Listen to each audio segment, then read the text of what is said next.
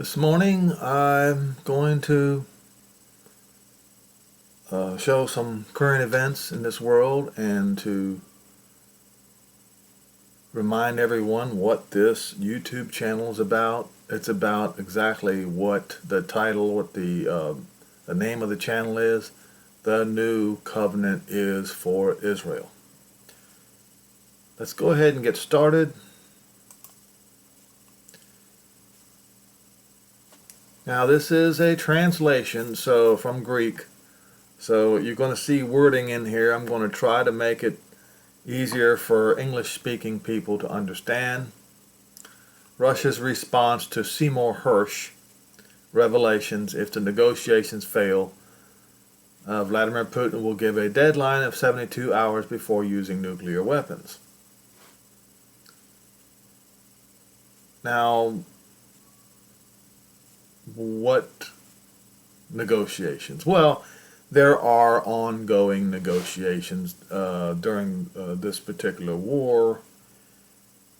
I will read through some of this and most of this and point out what's really going on, how if I don't see it in where I'm reading, what's happening is the West and Russia are trying to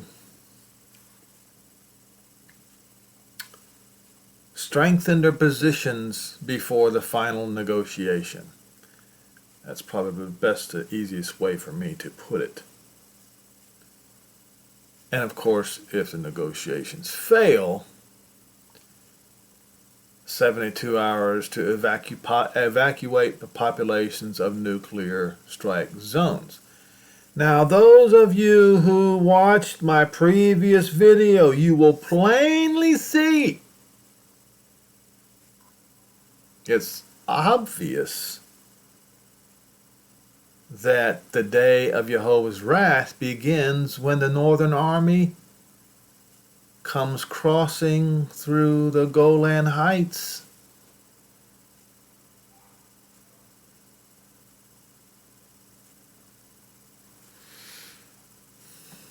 And it appears, notice I choose my words carefully, it appears that the nuclear exchange will follow that. But what I want to impress upon everyone today is that we must pay attention, we must stay awake, and be ready. Be ready. The first reaction we have from the deep Russian state to the revelation of the Pulitzer Prize-winning journalist Seymour Hersh that Biden gave the order to blow up the Russian Nord Stream pipelines. Now, I want to point out that that would be no different than, I don't know, it's not the same as if Russia bombed the Colonial Pipeline, because Colonial Pipeline is inside the borders of the United States. But it's pretty bad. It is an act of war. Moscow, through a well-known Russian media, responds: if the ongoing secret negotiations fail. So there's obviously ongoing secret negotiations, and there always has been from the beginning. Then a 72-hour evacuation period will be given to areas, and then the Russian army will launch regular, not will regularly launch, but launch regular, what it means is not tactical nukes, but the YARS mobile ICBMs. Now, and I told you, since the beginning of last Roman calendar year, I showed you where the scripture says this plainly.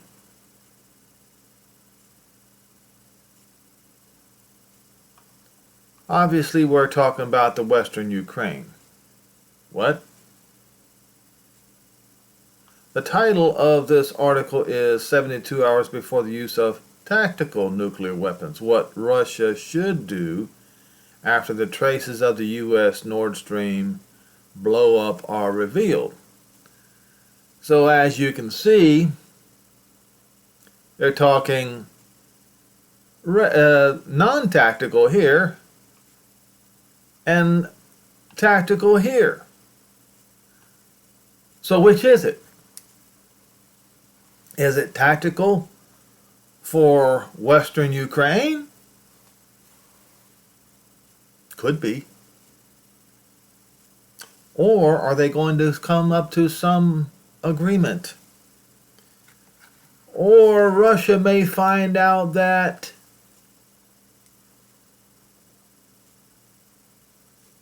we need to poke somewhere else and go for Israel. After all, I mean, what is the point of going into Ukraine anyway? Well, Ukraine has a lot of natural gas and a lot of wheat. A lot of natural gas. Israel has a lot of natural gas, and in theory, it would be easier to take. In theory. Only thing is, Israel has nukes. And Ukraine does not. Scripture says he's going to drag the Northern Army with hooks in their jaws. He's going to force them over there into Israel for judgment, to bring judgment upon the world. We've read that. So, before you get all upset and all uptight and saying this is yin with this article, just keep that in mind. But the point is, what's happening here is, what you need to notice here is that we have already dealt with the armed forces of Ukraine for a year of combat. Now the Russian Federation is demilitarizing NATO military equipment, 341 tanks per month. Yes, NATO is dumping all their military equipment, getting a bunch of their military equipment destroyed. Russia's getting theirs destroyed too. So both sides are getting demilitarized when you think about it. In fact, that is precisely the reason why the United States doesn't want to send, they talk about sending Abrams M1 tanks in there, but they don't want to do it. All these other NATO nations are emptying their war chest for Ukraine.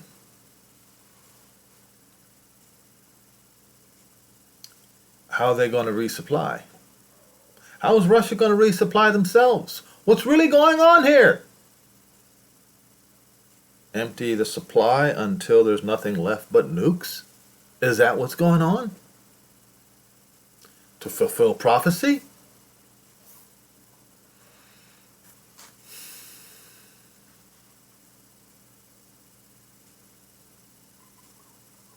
You see, 341 tanks per month, 26 aircraft. How many tanks has NATO promised? In Ukraine just now, 321. This is a month of work for the armed forces of the Russian Federation. British Defense Secretary Ben Wallace said London would not immediately transfer fighter jets to Ukraine. Transporting any fighter jet can take months, he said. Instead, Britain has promised long-range missiles and drones. Britain's not going to give up their fighter jets. They're not going to leave themselves completely naked. The Kremlin believes that the supply of Western weapons to Ukraine testifies to the increasing involvement of some countries in the conflict and its transformation into a more painful one. Now we're going back to Seymour Hersh. This right here talks about his credibility, that he's a credible source of information. Now 85 years old, he is descended from Lithuanian Jews who moved to America in the middle of the last century. He published all his material based upon information from anonymous sources which he did not disclose. The CIA and the White House have long held a grudge against the freelance journalist who, in an era without blogs or internet sites, profitably sold his sensational revelations to America's leading media outlets. He wrote about the Watergate scandal, how the Secret Services in 1974 were involved in political investigations spying on anti-war activists about the CIA's covert war against Chile.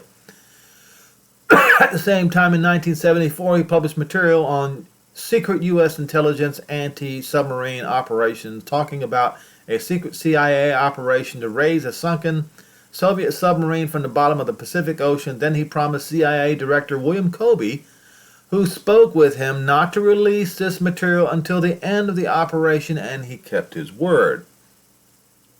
What followed was a series of revelations. Thus, in 2004, it was Hersh who first spoke about the torture of Iraqis at a notorious prison, Abu Ghraib, for which he received an angry reaction from the military and intelligence officers. Then he attacked the CIA, which, with President Bush's junior approval, used illegal and harsh interrogation methods.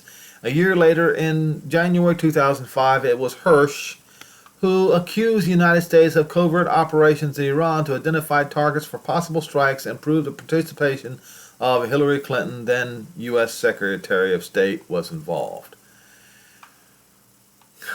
Now he's dropping a new bombshell, a detailed account of who orchestrated the Nord Stream sabotage. Last summer, Navy divers operating under the cover of NATO exercises known as Baltops 22 planted remotely triggered explosive devices that destroyed 3 of the 4 Nord Stream pipelines 3 months later.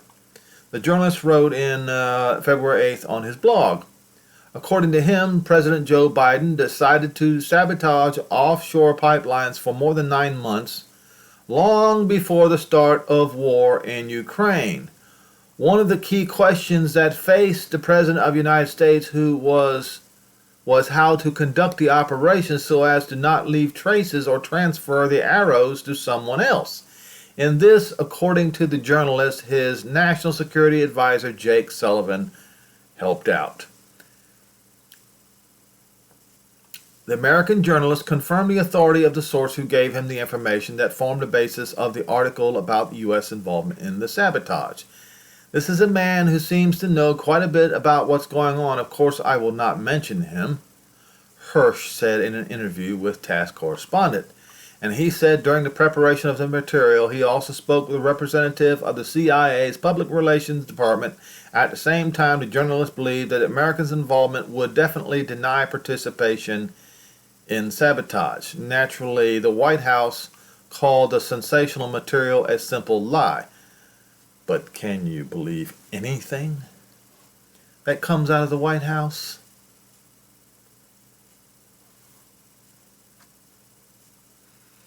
Why was this revelation made now? Moscow has a cause of war, or as they say in Latin, casus belli. Pardon me if I don't speak Latin very well. Critics often accuse Hersh of constantly referring to anonymous sources and some classified documents that were given to him. Thus, former U.S. Defense Department spokesman Brian Whitman said, "This reporter has a well-established and well-deserved reputation for making dramatic statements based upon unverifiable anonymous sources." Hersh himself once admitted that he was responsible for every sentence of his articles. "Sometimes I change events and dates and places in certain ways to protect people," he said, "but I can't manipulate what I write." In short, it is already clear that Seymour Hersh is not a random figure here. This is a primary weapon, or a primary figure. It only remains to find out who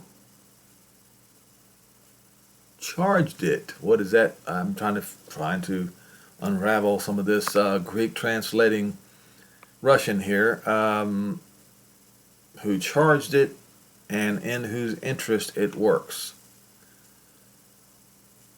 I guess what they're saying is, we need to find out in whose interest this particular article suits.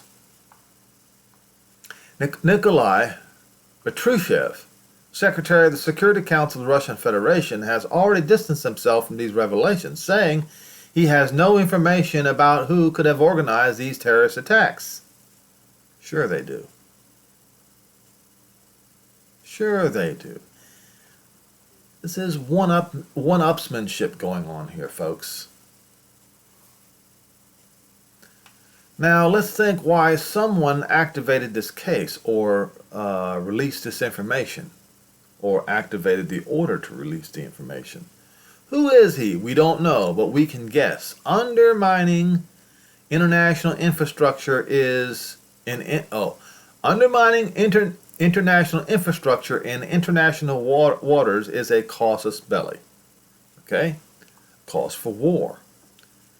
Americans can scream for a long time that Hersh is a Russian agent, but let's first prove that the facts he reports are fake. We can pretend not to believe them, as Nikolai Patrushev did, or we can stoke the fire by enlisting the aggrieved German side for it. We have the casus belli incident up our sleeve like an ace card. In case all else fails, they can pull that out of their sleeve and use that for a cause to launch. We were attacked by the Americans. They're using this as a trump card to accuse the Americans of a direct attack on Russia. Right? All this gives us the right to use our nuclear weapons according to our own doctrine of their application, but we don't want to do that yet.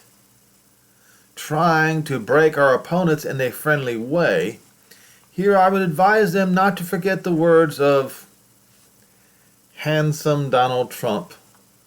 Those who do not want it in the bad way, let them take into account that in the good way it will be worse. I'm not even sure what that means.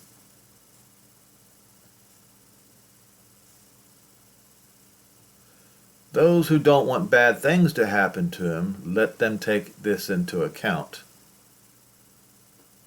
That makes no sense. All right, I'm going to go to the next one. So the deadline of 72 hours before using nuclear weapons. The game went on a collision course, or the chess game, you might say. All that you see now is an attempt to de-escalate by escalating the conflict. How do you de-escalate by escalating? The board situation, the chessboard situation, is nearing the end of the game. And the sides bring out their main trumps. The main trump would be the queen in the chess game. Or in a card game would be your trump card, which they saved for the last minute. They are trying to improve their bargaining position. So, the claim is being made that the reason why this article was published by Seymour Hersh now, and not even before the February 14th Ukraine war started, was in case all else fails. They can use that as an excuse under military rules of engagement to launch nukes at the United States. We read in this article, whether it's true or not, who knows, that plans were already being made before February 14th to blow up the pipeline, the Nord Stream pipeline. Granted, it was blown up after the invasion But the plans apparently were developed beforehand. This is the accusation that's being made. But nevertheless, they are saying that the destruction of Nord Stream pipelines 1 and 2 is their trump card. And for Seymour Hersh to release this information makes it so that the trump card is now being played. But please, folks, do not forget what is written in Ezekiel 38 and 39. That he's going to drag the northern army by hooks in their jaw. Well, it means that was not their intention at that particular juncture, but he's going to drag them over to Israel. Now, you're not going to destroy the world this way. Things are going to happen this way instead. Does that make sense at all? Are you following any of what I'm saying here? The world is not going to end that way. The world is going to end this way. Put hooks in the jaws of the northern army and drag them this way.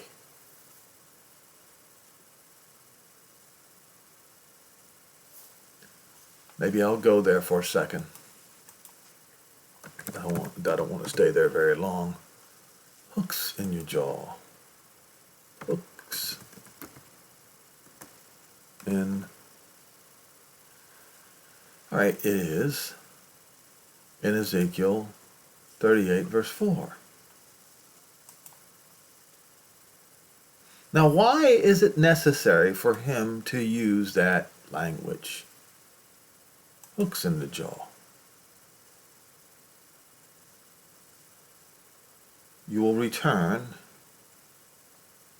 and put, or maybe it means I will return and put hooks or set hooks or ring a fetter into your jaw.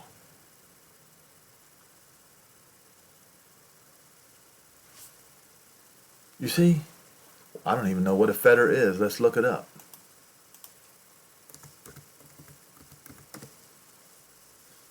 No, not John Fetterman. Fetter. A chain, a manacle used to restrain a prisoner, typically placed around the ankles.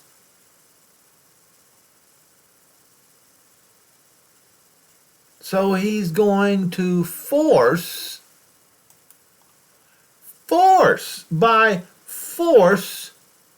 drag the northern army over to Israel to end the world. In this way, not that way. That is the best theory that I can come up with. Why the need to put hooks and fetters in his jaw? And I went over possibilities in the last two videos. And indeed, Israel is now making it very, very difficult for Russia. And even Israel has even sided with Ukraine on this deal, making Russia's position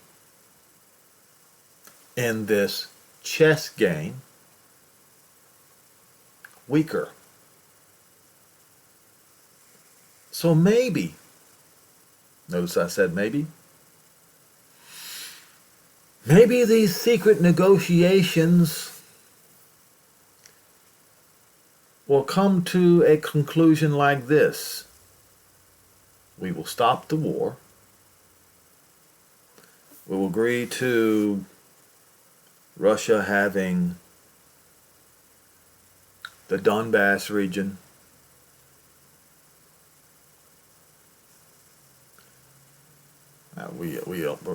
What we're seeing here is there's going to be a major attack or major announcement on February the 21st. And they got something going on February 24th. I guess that's the anniversary. And we also have Ukraine planning a major attack on Crimea very shortly. Like I said, everybody is trying to position themselves in the best advantage for the negotiating table. What are they negotiating? Peace. Let's go to, is it Psalm 69?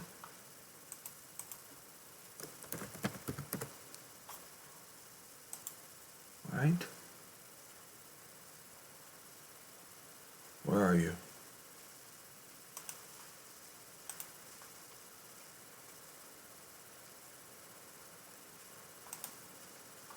Psalm 69.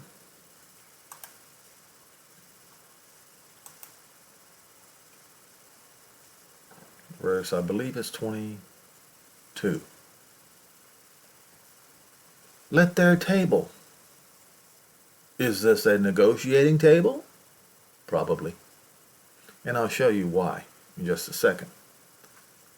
Let their table become a gin. What is a gin? A bird trap.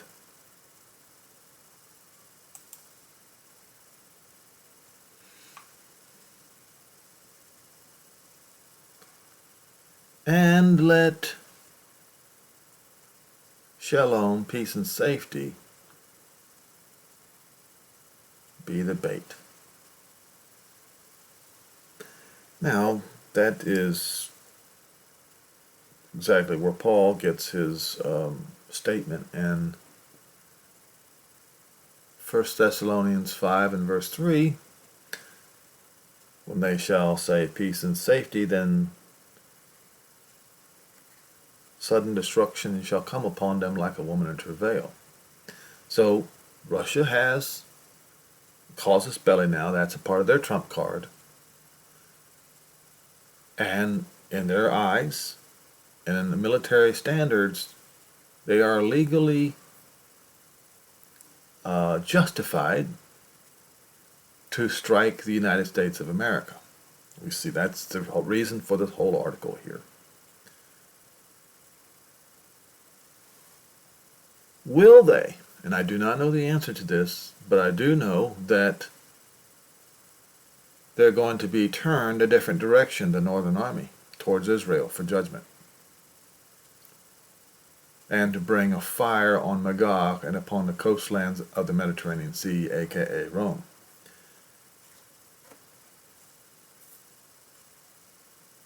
So,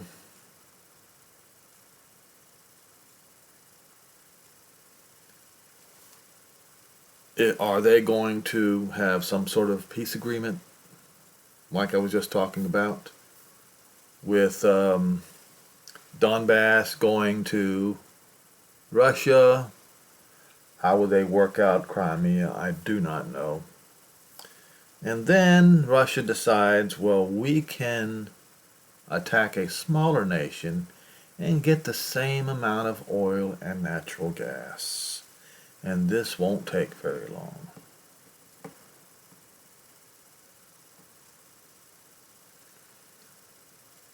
It's still, I still find it difficult because Israel apparently has 300 nuclear weapons.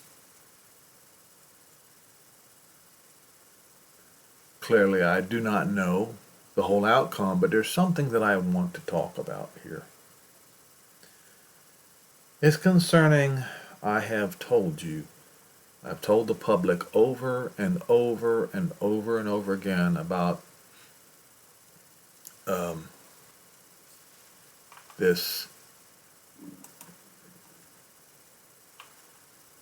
Daniel 9, the 70 weeks are determined upon your people, upon Jerusalem, to finish the transgression and to make an end of sin and reconciliation for iniquity, and to bring in everlasting righteousness, to seal up the vision and the prophecy, and to anoint the Kodesh Kodesh, which is the most holy place, the Holy of Holies, the location thereof. Knowing therefore that from the going forth of the commandment to restore and build Jerusalem, unto Moshiach the Prince, and I have showed you time and time again using the Prince's own words, that at his first coming he was not the Prince, he was the suffering servant. Second coming he's going to be the Prince. From the commandment to restore and build Jerusalem, that occurred 1967 on the Roman calendar, when Israel retook East Jerusalem, and Shlomo Goren gave those words, the call to rebuild Jerusalem. It says, shall be 7 weeks. 7 sevens is 49 years. That timeline was around June 2016 on the Roman calendar.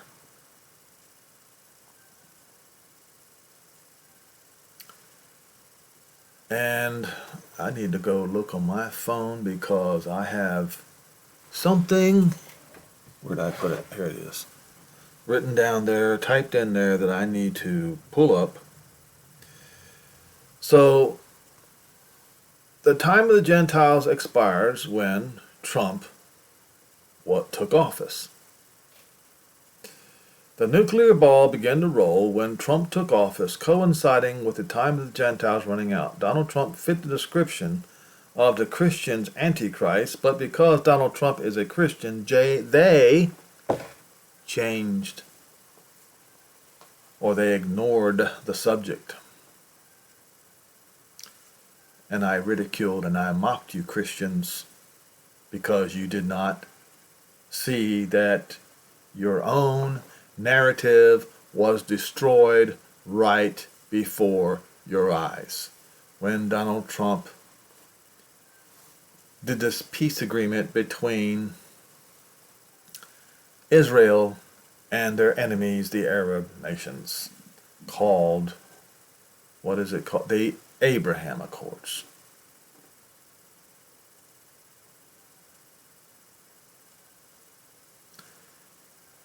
The 7 weeks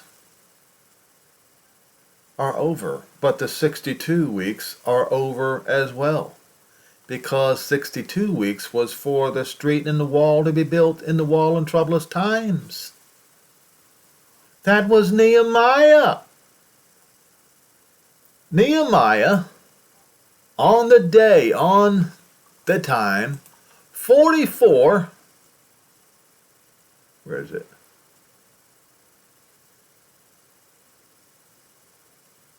He was, governor. He was governor of Persian Judea under Artaxerxes I of Persia from 465 to 424 BCE. On the 20th year of Artaxerxes, either 444 or 445, Nehemiah was a cupbearer to the king. Learning that the remnant of the Jews in Judah were distressed and that the walls of Jerusalem were broken down, he asked for the king's permission to return and rebuild the city. Around 20 years after Ezra's arrival in Jerusalem in 468 BCE. Huh? Oh, so Ezra's arrival in Jerusalem was 468 BC. Okay. So around 444 BCE, Artaxerxes sent him to Yehuda, as governor of the province with a mission to rebuild. Now, 62 sevens is what? 434. We have 444.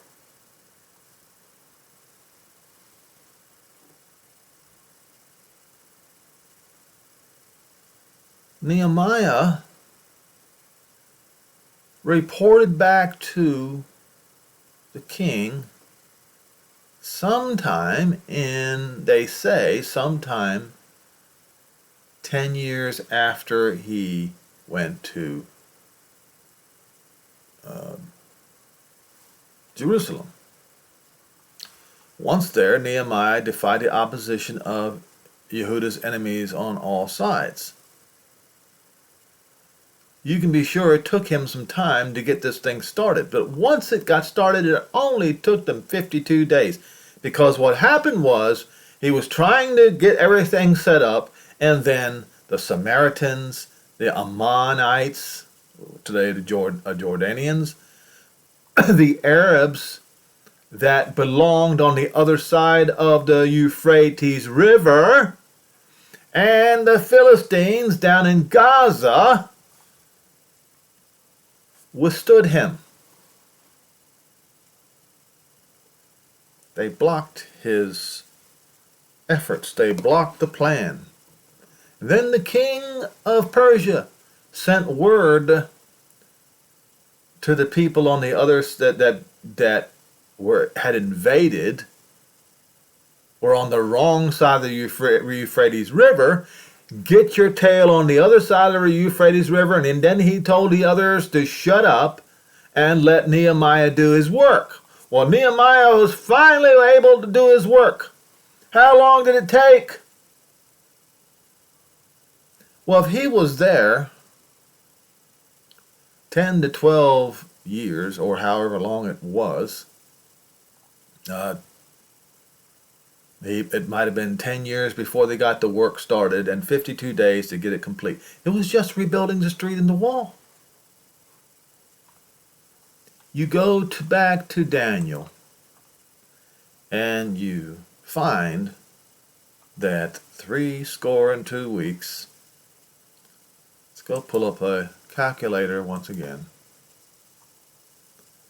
62 times 7 equals 434. So apparently, it took 10 years of Nehemiah fighting, struggling with the invaders from all sides. It says, the street and the wall being built in perilous times, until finally the king of Persia told everybody to get back where they belong and let Nehemiah build in peace.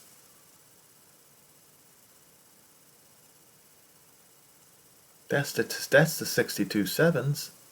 And yet you Christians, you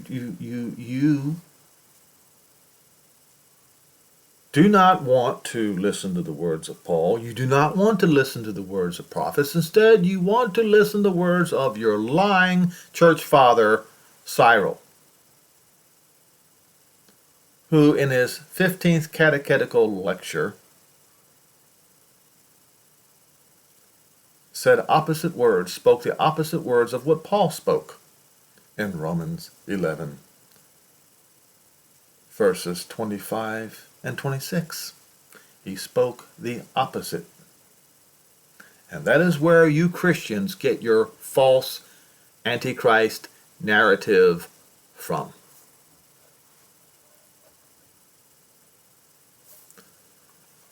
Now,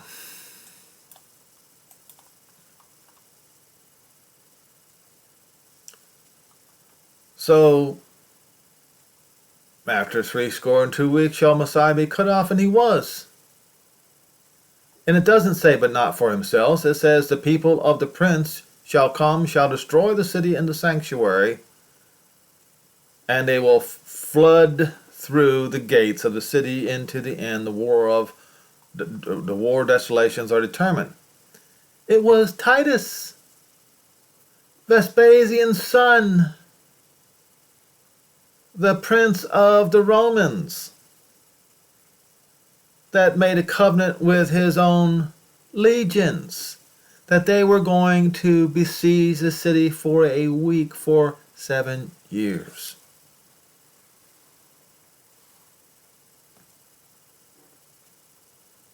Because Titus wanted to bring the temple piece by piece to the Roman pantheon of the gods. Maybe you should do some research. Maybe you should take some history lessons.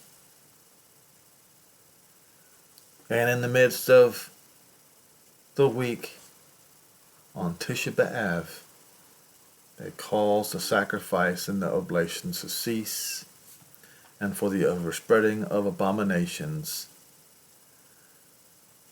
and shall make it desolate until it is consumed, and then that determined be poured out upon the desolator. So you got your numbers wrong. You think that the Antichrist is going to come, as you say, and make a peace agreement between Israel and the Gentiles before your Jesus comes. If you abide by that narrative, by the time you realize you were wrong, it's going to be too late. Which brings me to the next subject at hand.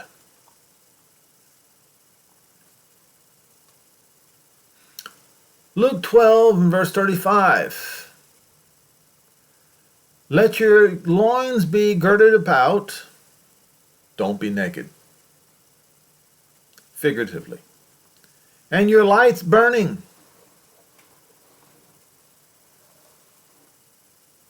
Don't be sleeping. And you yourselves be like men who wait for their master when he returns from the wedding. This lights up a little, this puts a little antenna up for me. I don't know what to make of it yet, but when he returns from the wedding, but maybe in the future I'll understand it better. When he comes and he knocks, that to open up immediately. In other words, so that when he comes, you're not saying, wait a minute, this does not fit the narrative that I understand. This must be the Antichrist. So he says, let your loins be girded about and your lights burning, and you yourselves be like men that wait for the master when he returns from the wedding, that when his servants come and he knocks, they open to him immediately. There's no hesitation. A narrative does not get in the way of them opening up the door and going. Blessed are their servants who, when their master comes, shall find watching. Well, Christianity is not watching. I'm telling you right now, they're not paying attention. They're not watching because they believe that they're going to be raptured to heaven, that they won't have to actively do anything. And then they believe that the Antichrist is going to come on the earth and save Israel for 7 years, or for 3.5, or for whatever, before their Messiah comes, their Jesus comes. This narrative is going to get Christians locked out of the kingdom. Because right here it says, When he comes, you open up to him immediately. Blessed are the servants whom, when the master comes, shall find watching. Verily I say unto you, that the master will gird himself and make those who watch listen very carefully. Those who are paying attention will be rewarded with a supper. This is probably the wedding supper. That's what my guess is. And make them sit down to meat, and the Moshiach will come forth and serve them food. That is probably the wedding supper. So the wedding happens first, and then that's when Yehoshua is united with Jerusalem, when he takes Jerusalem for himself. That's the wedding. And then there's going to be a wedding supper. You will see these things happen. The Christians are going to say, when this Antichrist, as they say, takes Jerusalem, that they've got to wait. Well, the ones who are watching and pay attention, they're going to say the time is now. Soon as he knocks, they open the door to him, and they're booking to Israel. Yes, he will come forth and serve them probably at the wedding supper. And if he comes at the second watch, or comes in the third watch, and find them watching, blessed are those servants. Are you watching? Are you paying attention? That is another one of my the purposes of this YouTube channel, is to wake as many of you people up and get you to watch, to convince you, to cajole you, whatever I have to do to get you to watch. Because the time is here. I've told you 5 years ago that the time is here, that the time has expired. Or in the third watch, to find them, blessed are those servants. Know this, that if the good man of the house, or if the master of the house, the porter probably, would have known what hour the thief would have come, he would have watched, and he would not have allowed the house to be broken through. Be you also ready, for the Son of Man comes in an hour when you think not. When you think not.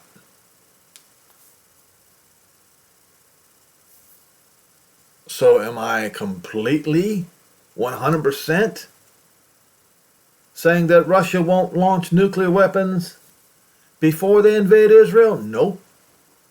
Nope. I'm not going to do that. I'm just giving you possible scenarios that I see.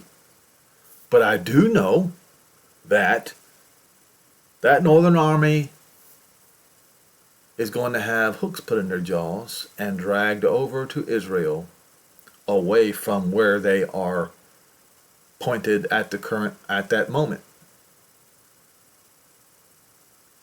So this is why we must pay close attention. Every day, watch every day. Do not let a single day go by without you watching world events and watching for the Moshiach.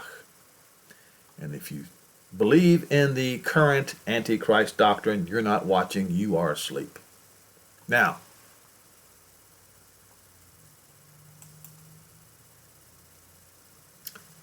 I want to read this to you as well. Now, the Christian Gentiles are always accusing the Jews, always pointing the finger at the Jews when they've got three fingers pointing back at them. All men are guilty. Let us acknowledge that from the outset. So the guilty one who points the finger of blame at another guilty one is a hypocrite. He's even worse than the one he points the finger at. This is what the Christians have been doing over the past, 1700 whatever years. Now, the word is not Jesus. His name is not Jesus. It never was Jesus. The name is not Yeshua, not Joshua, but Yehoshua. Because the name of the Abba has to be in the name of the Son. Otherwise, it's fake and false. Said unto them, did you never read the scriptures? The stone which the builders rejected, the same has become the head of the corner. This is Jehovah's doing, and it is marvelous in our eye. Therefore I say unto you, the kingdom of Jehovah shall be taken from you, and it was in that era, in that time, and given to the Gentile, bringing forth the fruits thereof. And whomsoever shall fall on this stone shall be broken. Well, Israel fell on that stone, stumbled on that stone. That's exactly what Paul was talking about in Romans 11, but you Gentiles will not read it. Paul said, has Israel stumbled that they should fall? No. But on whomsoever it shall fall upon, it will grind him into powder. But you won't read that one, and you will not. You Gentiles refuse to read the origin of this. But whomsoever it shall fall, it will grind him into powder. I'm ready to show it to you right now. Are you ready to listen? Are you ready to hear where Yehoshua got this statement from? Where did he get it? Let's go to it right now.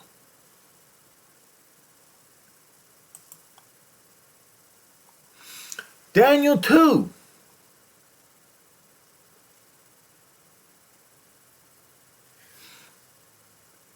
And verse 34.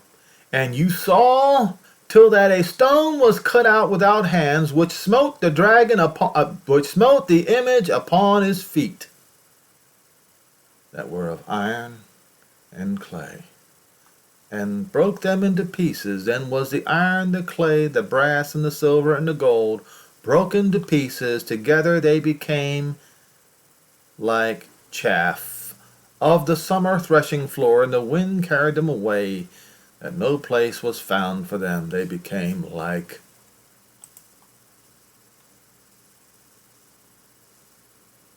those of you who know what chaff is, it's much like fine powder. And so who is this stone going to fall upon? I will show you.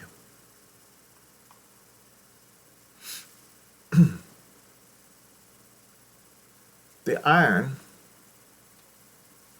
is Rome. The iron and the clay is Western civilization as we know it today, mainly the EU. The brass would be the Grecian Empire. The silver would be the Persian Empire, and the gold would be the Babylonian Empire.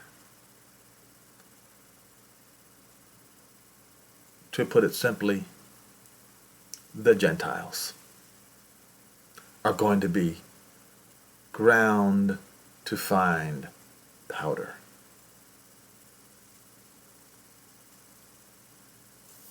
So, you have a choice to make. Believe the current narrative